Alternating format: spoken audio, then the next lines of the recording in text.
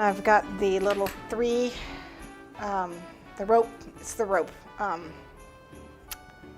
rope disc that's in there. And it's just got like the 3 little lumps, looks like a 3-leaf clover.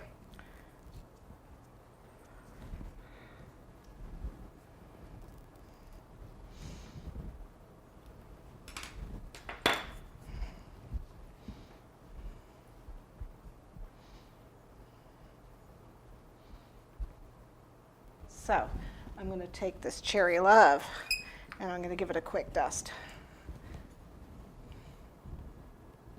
because I really want it to look the same color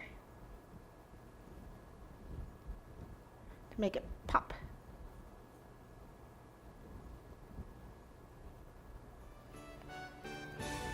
Let's put a little water on the base here.